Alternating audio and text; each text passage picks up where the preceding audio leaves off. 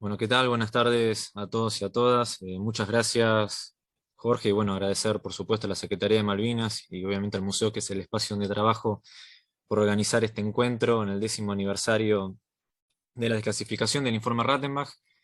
Y bueno, quería celebrarlo también porque, bueno, como sabrán, este año se cumplen 40 años del conflicto del Atlántico Sur, y veo, digamos, muchas personas acá conectadas en este Zoom. Obviamente, celebrar la presencia de Héctor Tesey y de Mario Volpe, que además son veteranos de guerra de Malvinas, así como nuestro director Edgardo Esteban, y también personas que son muy relevantes en el rol de la Cancillería.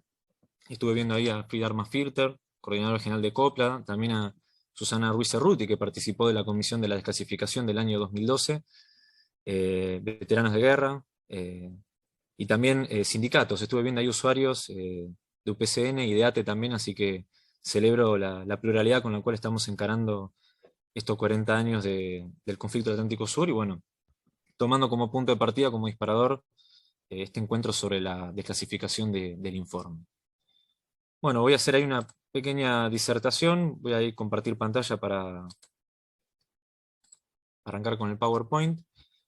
Voy a ponerme el cronómetro, así cumplimos con los plazos estipulados. Y también la idea es sumar un poco a lo que ya mencionaba Héctor, para no ser reiterativo y tratar de aportar cosas nuevas o complementarnos. Y también matizar un poco, porque quizás lo que haga interesante estos 40 años es ver de alguna manera estas distintas miradas de Malvinas, pero siempre unidos bajo una misma, como bien decía Héctor recién, ¿no? El informe Rattenbach no es una verdad revelada, pero sí hay una verdad revelada, que es que las Malvinas son argentinas, ¿no? Esa verdad que es indiscutible, que es una verdad absoluta, a pesar de que estamos viviendo tiempos posmodernos o líquidos, como le llaman algunos filósofos. eh, no hay dudas de que las Malvinas son argentinas. Bien, quería arrancar, digamos, ¿no?, con esta imagen. Ahí está el ex gobernador Campos, ¿no?, en lo que fue la inauguración del aeródromo en Malvinas, en noviembre del 72, que es una imagen que nosotros utilizamos mucho en el museo, como para también no dejar de lado cómo era la previa al conflicto, ¿no? Sobre todo, y cuál fue el rol de la Cancillería, así como también desde los gobiernos fueguinos, ¿no?, y del Poder Ejecutivo Nacional previo al conflicto, de cómo se fue avanzando, ¿no?, en la presencia del Estado argentino en Malvinas, ¿no? No solamente con la construcción del aeródromo donde operaba la ADE, sino que también durante la década del 70 tenemos también el desembarco de distintas empresas del Estado Nacional Argentino en Malvinas, como YPF, que estamos viendo ahí en pantalla, donde se instaló la estación Antares, cuyo origen es de Río Grande, la ciudad que se encuentra en Tierra del Fuego, así como también la presencia de otras empresas claves, como Correo Argentino, Gas del Estado. Esto es un dato que por ahí no se suele difundir, por eso nunca está de más reiterarlo, que hasta el año 74-75 los habitantes de Malvinas seguían calefaccionando sus casas, como lo hacía Luis Bernet, el Gaucho Rivero, María Sáez, con panes de turba, y tenemos imágenes en YouTube de cómo se instaló toda la infraestructura de gas en Malvinas, pudiendo los isleños calefaccionar sus casas por primera vez con cocinas y garrafas de gas, ¿no?, gratuitas, entregadas por el por entonces Ministerio de Bienestar Social. Además, sumar, por supuesto, la presencia de las maestras continentales, ¿no?, porque todo es Argentina, entonces les llamamos las maestras del continente.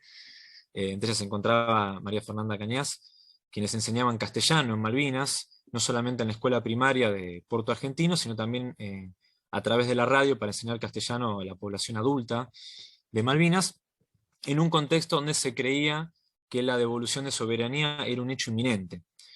Y por eso, como consecuencia también de la resolución 2065, y por eso es interesante esta actividad, eh, donde también esté fuertemente la participación de la Cancillería, se logró, digamos, ¿no? También conjugado con lo que fue la incorporación de nuestro país al movimiento de países no alineados, una serie de rondas de negociaciones para dar una devolución definitiva, como para también entender el contexto de este desembarco de empresas nacionales en Malvinas, que hacía también a su vez nuestra proyección hacia el Antártico, eh, donde, por ejemplo, se dio una propuesta de administración conjunta o de codominio previo a la muerte de Perón, y que en esa ida de vueltas, por ejemplo, para también ubicarnos en ese contexto histórico, dentro de nuestra contrapropuesta incluía la doble circulación monetaria, no solo de libras esterlinas, sino también de pesos argentinos, ¿no?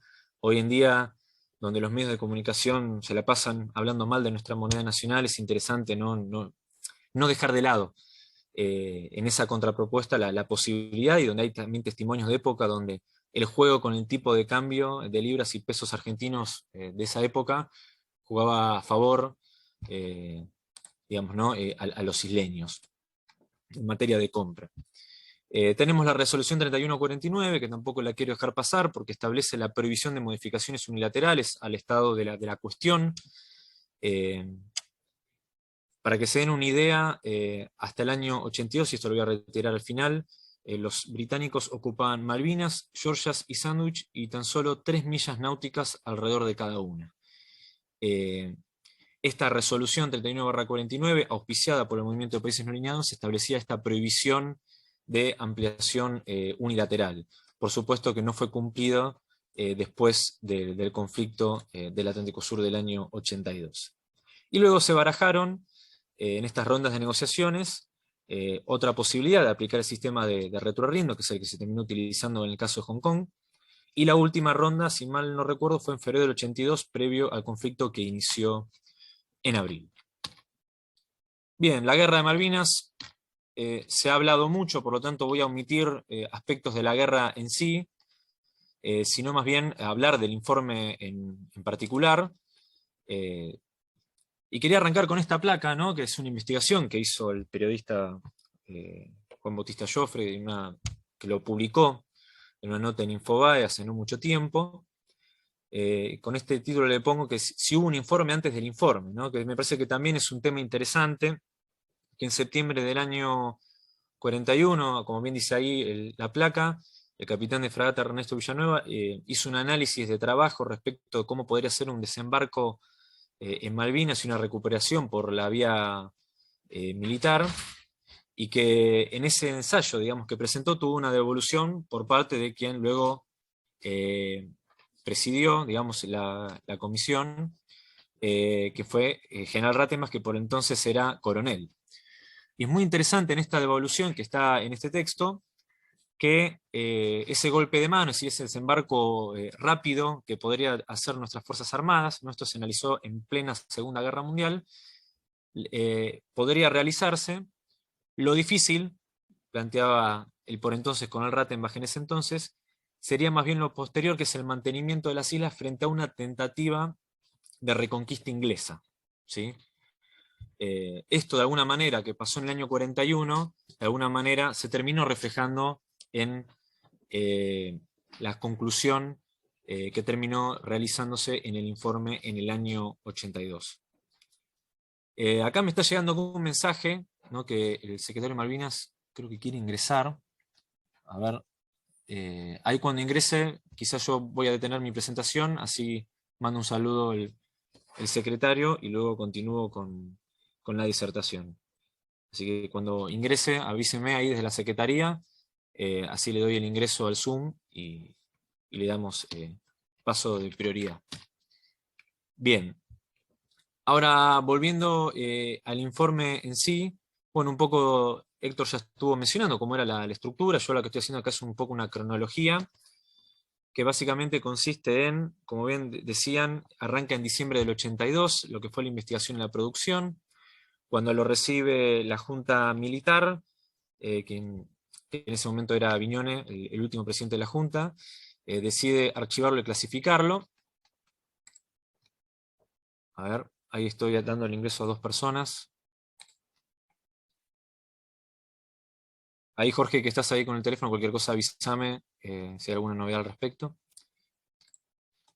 Luego de la clasificación vino la adulteración, que un poco Héctor lo mencionó. Después al final les voy a explicar cómo se llega a esa conclusión de adulteración. Esa adulteración empezó a surgir en los medios de comunicación por una iniciativa de mi padre. Les comento para quienes no sabían, el general muere en el 84.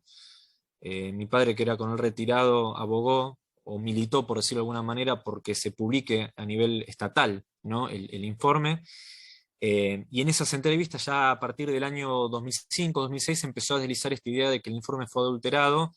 Nunca se supo, en principio, de dónde sacó esa idea a mi padre cuando lo entrevistaban, y ahora les voy a comentar un poco qué fue lo que lo llevó a dar esas declaraciones en los abriles que siempre lo entrevistaban a partir del siglo XXI.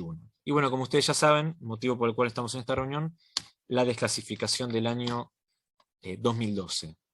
La estructura, como bien la mencionó Héctor, se compone de un informe final, 10 anexos de documentación, 5 declaraciones, más un tomo de actas. En total, cada ejemplar del informe completo eran 17 tomos. De esto, a su vez, se hicieron 10 copias, por lo tanto, había en total 170 tomos. ¿Sí? Retengan esta cifra, 170, porque nos va a servir también para entender parte de las conclusiones de la desclasificación que se hizo en el año 2012. Bueno, el informe habla de muchas cosas, no voy a repetir lo que ya mencioné, Héctor, así que la idea es complementarlo un poco a su exposición. Parte de lo que se habla en el informe, y que también se habló mucho tiempo después, en estos 40 años, ya sea en entrevistas radiales o televisivas por parte de veteranos de guerra y excombatientes, respecto de la preparación o no preparación de nuestras Fuerzas Armadas a nivel profesional, respecto a la hora de analizar en lo técnico-militar el conflicto del Atlántico Sur, y muchas veces se ha mencionado como contrapartida con este concepto clásico que viene a ser hipótesis de conflicto, ¿no? Y que tenía que ver con la preparación de nuestras Fuerzas Armadas en un contexto de tensión de frontera con la República de Chile, y cuyas características del conflicto del Beagle, podemos discutir la etimología o no, tenía que ver con una preparación. Ahí estamos viendo la imagen de Galtieri en estos ensayos que se hicieron en la provincia de Mendoza.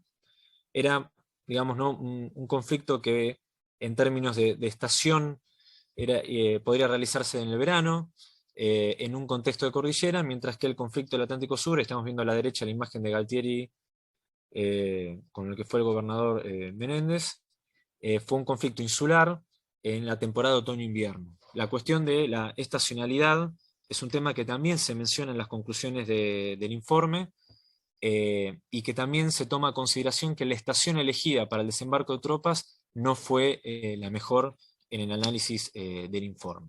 ¿Sí? Aguárdenme un segundito.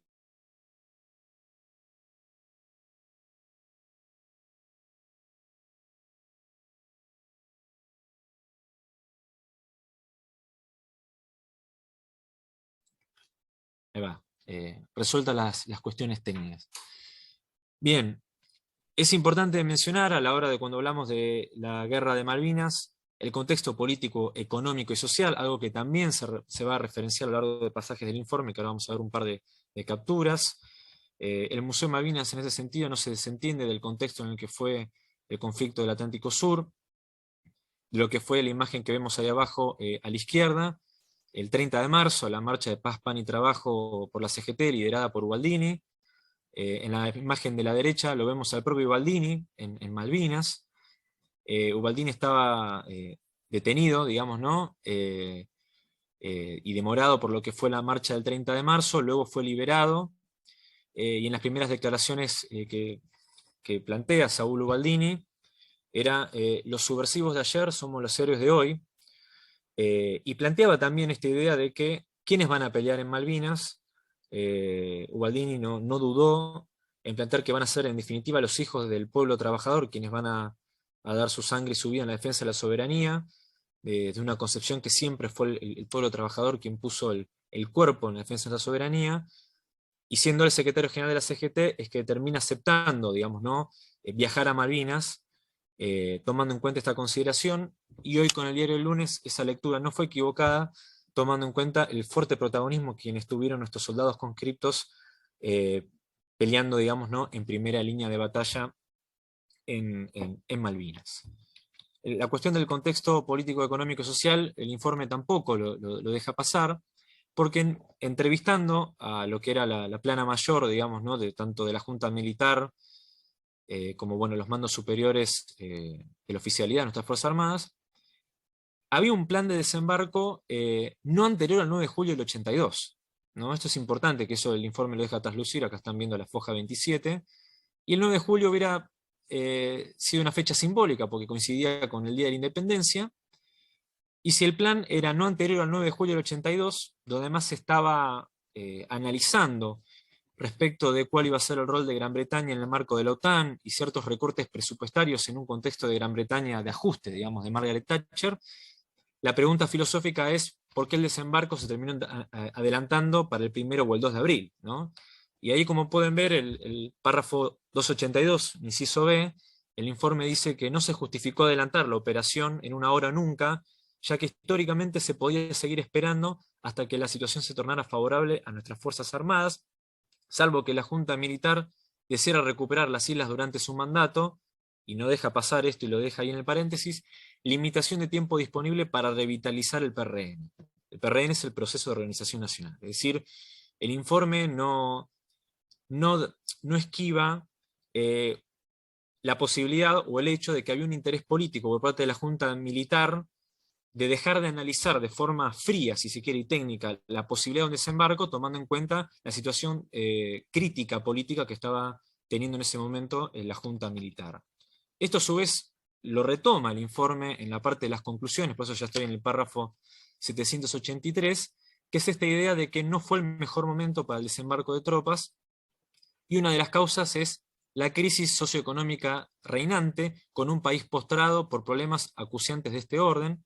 Se habla también de la situación política interna, con movimientos políticos y sindicales internos que alteraban la paz social, y que, como bien reza al final, significarían, conforme a la derrota, una grave convulsión de todo orden y el fin del proceso de organización nacional. Es decir, no nos olvidemos que después de la guerra, en junio del 82, nuestro país inmediatamente entró en cesación de pagos o en default, palabras que tenemos muy presentes en nuestro lenguaje, dado el contexto económico que estamos hablando, dado que todo el espiral de deuda externa, insisto, temas que también se hablan hoy en día, iniciado de forma exponencial en el 76, fue un condicionante también económico de nuestro país, y nosotros declaramos formalmente el default en diciembre del 82, pero también, de alguna manera, es analizado y no dejado pasar por el informe el contexto económico y a su vez el desenlace económico y el impacto económico que tuvo la guerra en nuestro país. ¿Cuál era el objetivo? Conforme las declaraciones de los oficiales que salieron a declarar y prestaron declaración ante el informe que se realizó en el edificio del Congreso de la Nación, que el objetivo era forzar a Gran Bretaña a acelerar un reconocimiento de soberanía en el marco de Naciones Unidas. Y acá esto me parece que no es menor, porque históricamente se asoció el informe Rattenbach como un análisis estrictamente castrense, estrictamente militar, cuando parte de sus capítulos y una gran cantidad de párrafos está destinado al análisis diplomático y del sistema decisorio de la política exterior de nuestro país. Por lo tanto, no solamente es un tema que se podría analizar en el ámbito castrense, sino que también es una herramienta para analizar cómo fue la conducta, digamos, de nuestro servicio exterior nacional en un contexto de guerra.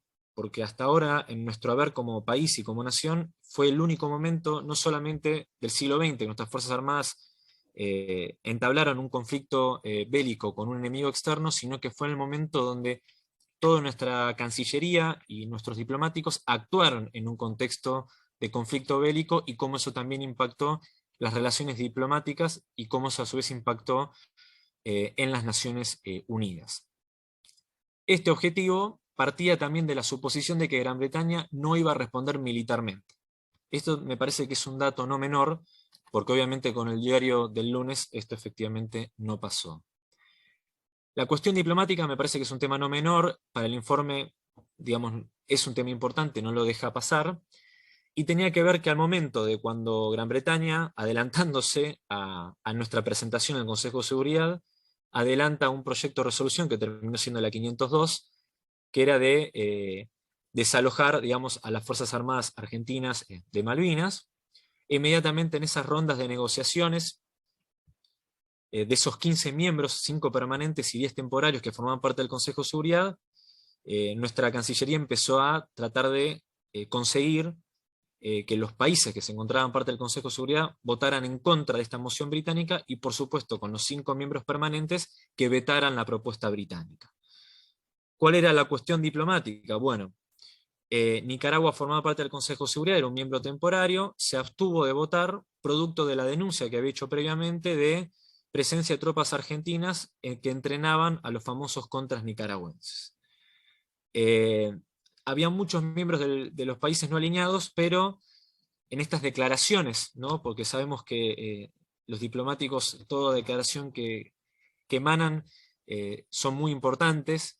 El canciller había dicho en marzo que nosotros no pertenecíamos al tercer mundo, por lo tanto eso complicó las negociaciones con el movimiento de países no alineados, y además había países que podían habernos apoyado y sin embargo no teníamos personal con rango de embajador en esos países, como por ejemplo Cuba. Y una cuestión no menor, que era, como bien dice ahí el punto B, había muchos países, principalmente europeos, que tenían un rechazo al gobierno argentino producto de las denuncias por violaciones a los derechos humanos. Otra cuestión que analiza el informe es cuál era la lectura política que hizo la Junta Militar respecto de qué hipótesis iba a cumplir el rol de Estados Unidos, ¿sí?, ante el conflicto.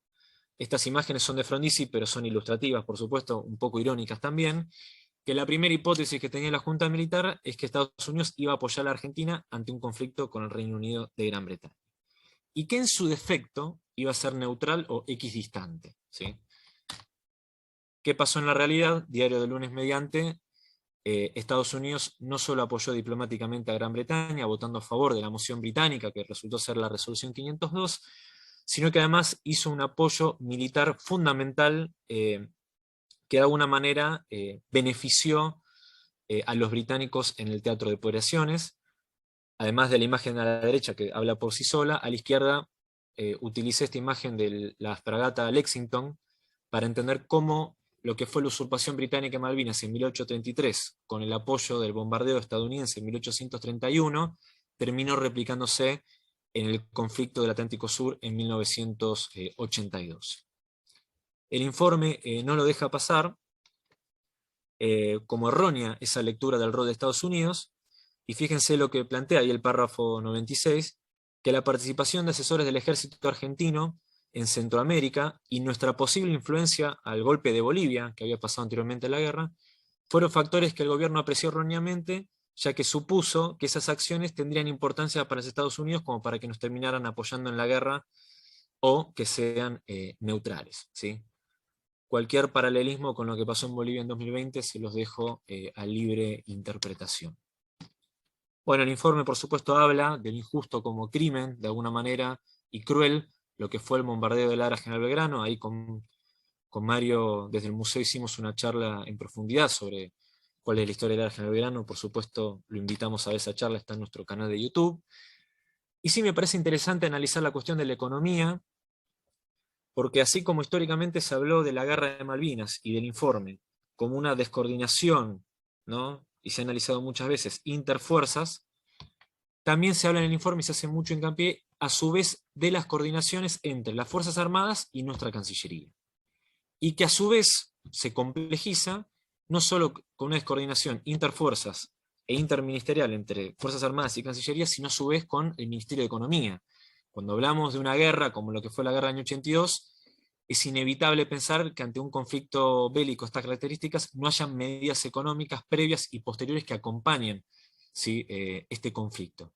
Y esta nota publicada en Infobae por Martín Canenguícer, digamos, ¿no?, en marzo del 2020, habla de, entre otras cosas, cuál era el paradero de nuestras reservas del Banco Central, ¿no? Divisas internacionales que se utilizaban, por ejemplo, para importar armamento, ¿sí?, de otros países, y por ejemplo que las medidas económicas se tomaron tarde, en parte porque el gabinete económico no estaba noticiado de esto que iba a pasar en abril del año 82, y un poco como les mencioné anteriormente, este default o cesación de pagos que entró a nuestro país inmediatamente en los hechos en junio del año 82, recién se resolvió con nuestra incorporación en el marco del Plan Brady en la década del 90, obviamente, a partir del año 93, para también entender con estos aportes y estos artículos el impacto en largo plazo que tuvo la guerra del Atlántico Sur.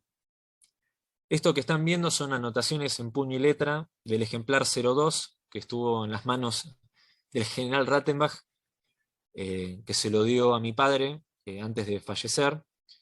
Mi padre guardó este ejemplar por casi 30 años, hasta que se desclasificó en el año 2012 y se lo dio de vuelta al Estado Nacional. Este ejemplar, el 02, tiene todas las anotaciones a puño y letra del general Rattenbach, y por ejemplo cuando se hablaba de la cuestión económica y las imputaciones que podía hacer al ministro de Economía por ese entonces, Alemán, acá en estas anotaciones habla de que, bueno, si bien se tomaron medidas como respecto a la propiedad británica, digamos, en nuestro país, y se tomaron varias otras, todas se hicieron con una lentitud y un retardo impresionantes, ¿no? Esto también nos sirve también como enseñanza ya en materia económica de cómo responde la economía ante un conflicto de estas características. Para ir cerrando un poco, porque ya pasé los 20 minutos, como mencionó Héctor Tesey, hubo una filtración posterior a la clasificación en la revista Siete Días y también con la publicación del editorial Espartaco, que no lo voy a mencionar porque creo que Mario va a mencionarlo y cuál fue el aporte del CECIM en ese sentido. Y respecto a la adulteración, este ejemplar, que era del general Rattenbach, que era el 02, antes de fallecer lo habían citado a declarar para comparecer ante la justicia militar respecto de lo que había pasado en las Georgias, digamos, ¿no? Porque eso se había hecho una investigación aparte. Él pidió que le den su ejemplar, el 02, para poder cotejar y hacer una declaración acorde, digamos. Y justamente cuando él recibe este ejemplar y empieza a hacer esas anotaciones que vimos recién, él deja estas marcas, digamos, en el ejemplar 02, y por eso mi padre empezó a mencionar en las entrevistas que estaba adulterado, que las páginas estas, las fojas 42, 43 y 44, estaban significativamente cambiadas, a tal punto que cuando él recibe su ejemplar, estas 3 fojas las recibe sueltas. Y como bien dice ahí, hecha tal modificación, ni siquiera tuvieron tiempo de encuadernarlas, estas 3 hojas corregidas o modificadas. ¿Quién las modificó? No lo sabemos, pero por lo menos por este escrito, digamos, ¿no?, del general Rattenbach, sabemos que fueron modificadas a tal punto que llegaron sueltas en su ejemplar. Rápidamente, consecuencias de la guerra del año 82, como bien sabrán, la ruptura de relaciones diplomáticas entre Argentina y el Reino Unido entre el 82 y el 89. Los británicos de ese entonces nunca más sentaron a dialogar y a cumplir con las resoluciones de Naciones Unidas en materia de descolonización. Se les concedió a partir del año 84 ciudadanía británica a los habitantes de las Islas Malvinas, y el Reino Unido, con total violación con las resoluciones de Naciones Unidas, realizaron lo que algunos llaman una segunda usurpación británica, ocupando casi 200 millas náuticas de espacios marítimos circundantes, tanto a Malvinas como a Georgias y Sandwich del Sur, entre el 82 y 1995, ¿sí? Apropiándose no solamente de los territorios insulares, sino también marítimos y, por supuesto, nuestros recursos naturales. ¿Qué pasó en la posguerra? Bueno, voy a resumirlo. Lo que quería mencionar o no dejar pasar era respecto, una vez con el retorno a la democracia, las dificultades que tuvo el gobierno radical para iniciar, digamos, terminaron siendo los juicios a las juntas por los crímenes de lesa humanidad. No nos olvidemos que entre diciembre del 83 y octubre del 84 había una iniciativa de que sea el tribunal militar quien juzgara a los militares quienes habían cometido estos crímenes de lesa humanidad. Y el Tribunal Militar de la Nación, totalmente esquivo, decidió no acusar recibo o generaba dilaciones en los procesos, motivo por el cual, y de una forma inédita y novedosa, se llevó a que sean civiles quienes juzgaran a las acciones que hicieron los militares durante la última dictadura cívico-militar. De alguna manera, el informe Rattenbach, sus resultados y el impacto que tuvo internamente en las Fuerzas Armadas, con estas conclusiones que fueron tan críticas, sobre todo de la Junta Militar, fueron un antecedente que quizás desincentivó, obviamente, a que el Tribunal Militar de la Nación acusara a recibo respecto de juzgar a sus pares, como sí pasó con el conflicto del Atlántico Sur, motivo por el cual, como ya lo sabemos, se encargaron los civiles de juzgar a los crímenes de lesa humanidad cometidos por oficiales y civiles también durante la última dictadura cívico-militar. Acá viene con un matiz jurídico respecto a lo que mencionaba Héctor del encuadramiento. Obviamente la comisión investigadora no era un tribunal ad hoc, sí estableció a modo de dictamen cuáles eran los artículos correspondientes a la hora de juzgar a sus pares, insisto, sin ser una sentencia, porque repito, no era un tribunal ad hoc. Esas sentencias sí se terminaron a aplicar en el Tribunal Militar de la Nación conforme las recomendaciones hechas por el informe, y eso terminaron en los indultos que estamos viendo en pantalla, publicados en el Boletín Oficial en octubre del 89. Es decir, cuando se analiza el paquete de indultos entre el 89 y el 90, Galtieri, por ejemplo, recibió una gran cantidad de indultos en relación a crímenes de lesa humanidad, pero también se los indultaron, como estamos viendo, a Galtieri, a Nagy y Lamidoso, también por lo acontecido en Malvinas, conforme, como bien indica ahí el decreto 1005/89, conforme lo previsto por la Comisión de Análisis y Evaluación, es decir, el CAERCAS, el informe Rattenbach. Bien, para ir cerrando, voy a mencionar brevemente la desclasificación del año 2012. Ahí está el coronel Rattenbach, mi padre, entregando estos ejemplares a la actual vicepresidenta, expresidenta de la Nación, Cristina Fernández de Kirchner. Quizás lo gracioso fue que guardó ese ejemplar 02 en nuestra casa, ¿no? Durante 30 años, y cuando Cristina le preguntó, o le dijo, me ha llegado la información que usted guardó un ejemplar en su casa por 30 años, y mi padre lo negó, en parte porque recibió un par de allanamientos en los 80, porque él al ser militar retirado era competente al tribunal militar a ver si encontraban ese ejemplar extraviado, y bueno, siempre negó que lo tenía, a pesar de que está grabado en el documental de Canal Encuentro, que él da el ejemplar del informe al Ministerio de Defensa. Eso a modo de anécdota. ¿En qué contexto se da la desclasificación del informe? Bueno, año 2012, 30º aniversario del conflicto del Atlántico Sur, un contexto de removilización política, social y cultural. Se crea la Secretaría de Asuntos Relativos a las Islas Malvinas, se proyecta el capítulo de Zamba en las islas, el primer billete donde tenemos en nuestra iconografía a las Islas Malvinas, el proyecto Pampa Azul, la creación del Museo Malvinas. Y las conclusiones de la desclasificación, no quería dejar esto pasar, y tiene que ver con nuestra soberanía a nivel Estado, que tiene que ver con nuestros archivos y nuestra documentación oficial. Parte de las conclusiones de la desclasificación es que de los 170 tomos que les mencioné al principio, faltan 100. Se extraviaron 100 tomos de 170. ¿Dónde están? Bueno, lo que sí sabemos es que el Estado no los tiene, que es una documentación que debería tener el Estado. Y acá menciono esta publicación, esta colección que vendió el diario La Nación, publicada en abril y mayo del 2012, que tenía documentación inédita, ¿sí? No quiero hacer una correlación entre la diapositiva anterior y esta, por favor, no quiero que se me malinterprete, pero evidentemente hay 100 ejemplares que no están y que le corresponden que estén en los archivos del Estado Nacional. Soberanía en nuestros archivos es un tema muy importante a la hora también de pensar la construcción de nuestra historia, nuestra memoria, de cara a Malvinas. ¿Qué pasó brevemente 2016-2019? Bueno, todo lo que vimos en la diapositiva anterior se canceló, como diríamos hoy en día. La Secretaría de Asuntos Relativos de Malvinas pasó a ser subsecretaría, se reemplazó el billete de 50 pesos por el del Cóndor, se atenuó el proyecto Pampa Azul. Bueno, lo del Museo Malvinas merece quizás una charla aparte, pero un poco ya se imaginarán, lo hemos conversado en otras ocasiones. Y la página de Casa Rosada del informe Rattenbach se dio de baja. Se tuve que llamar acá desde el museo para pedir por favor que la dieran de alta, y la razón por la cual me habían dicho que se había dado de baja la página con la cual tenía los PDFs era que pesaban mucho los PDFs del informe. Y me hicieron una explicación técnica, que eran servidores de ANSES, en fin, dieron de baja en la página con los PDFs del informe Rattenbach y sus anexos y la desclasificación del 2012.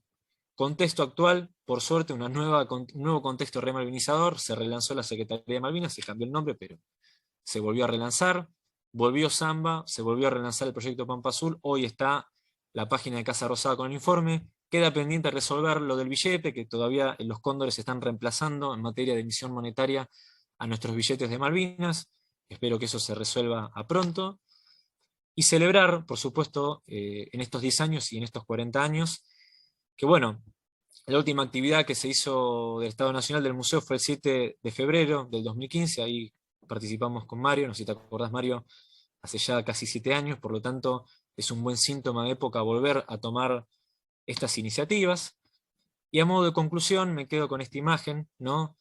De nuestro triunfo ante las invasiones inglesas de 1806, que el informe Rattenbach, y acá coincido con Héctor, es un elemento que debe servir como herramienta educativa en todos los niveles y también para formación de todo el Estado nacional, en todos sus ministerios, en todas sus secretarías, en todas sus variantes, porque no basta únicamente para que haya una coordinación interfuerzas, sino que haya una verdadera coordinación en materia de defensa, en materia de política exterior, también en materia económica, porque solamente con un Estado sincronizado, pensando en Malvinas como una política de Estado a largo plazo, va a ser la única forma para poder recuperar nuestra soberanía en nuestras Islas Malvinas, y que también este informe puede dar una herramienta de aprendizaje respecto de cómo trabajar ante un hecho tan fuerte como puede ser un conflicto armado en materia de Estado, con todos los ministerios trabajando al unísono en un tema tan complejo como puede ser nuestra soberanía en Malvinas y en el Atlántico Sur. Desde ya pido perdón también por haberme excedido en el tiempo, y bueno, muchas gracias por su tiempo y por la paciencia también.